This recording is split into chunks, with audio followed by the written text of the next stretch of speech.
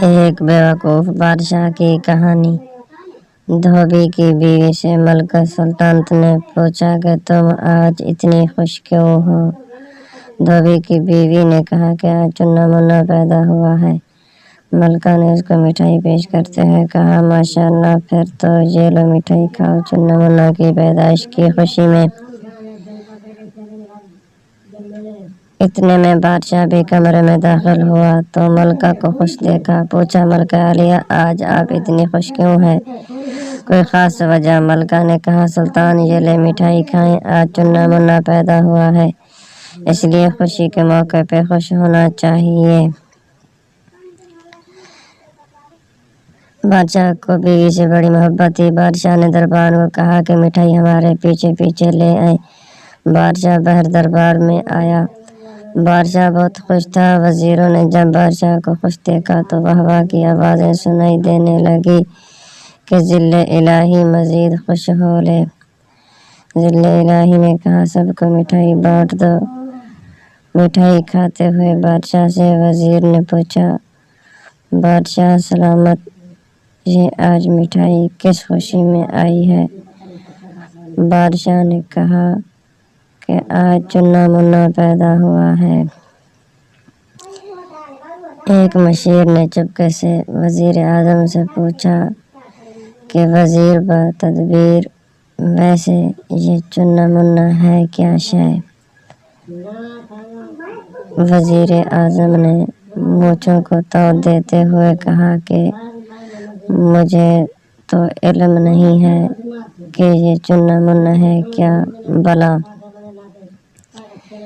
بادشاہ سے پوچھتا ہوں۔ وزیر اعظم نے ہمت کر کے بادشاہ سے پوچھا کہ بادشاہ سلامت، ویسے یہ چنا منا ہے کون؟ بادشاہ سلامت تھوڑا سا گھبرائے اور سوچنے لگے کہ واقعہ پہلے معلوم تو کرنا چاہیے کہ یہ چنا منا ہے کون۔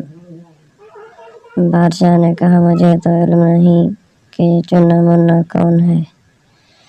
میری تو بیوی خوش تھی، آج بہت خوشی کی وجہ پوچھی تو اس نے کہا آج چنا منا پیدا ہوا ہے، اس لیے میں اس کی خوشی کی وجہ سے خوش ہوا۔ بادشاہ گھر آیا اور بیوی سے پوچھا ملکہ عالیہ، یہ چنا منا کون تھا جس کی وجہ سے آپ اتنی خوش تھی اور جس کی وجہ سے ہم خوش ہیں؟ ملکہ عالیہ نے جواب دیا کہ مجھے تو علم نہیں کہ چنا منا کون ہے۔ یہ دھوبی کی بیوی بڑی خوش تھی کہ آج چنا منا پیدا ہوا ہے، اس لیے میں خوش ہوں، میں بھی اس کی خوشی میں شریک ہوئی۔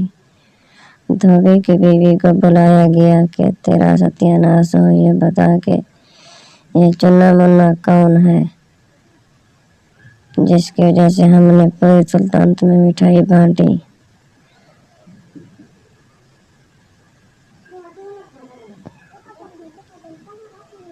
دھوبی کی بیوی نے کہا کہ چنا منا ہماری کھوتی کا بچہ ہے جو کل پیدا ہوا ہے۔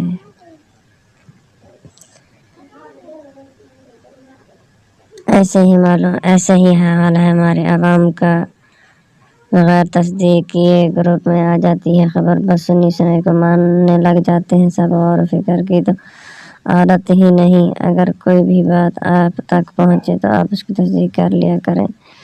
سوشل میڈیا کے علاوہ بھی بہت سی باتیں آپ کے اور اپنے پیاروں کے خلاف ہوتی ہیں تاکہ بعد میں آپ کو شرمندگی نہ اٹھانی پڑے۔ شکریہ۔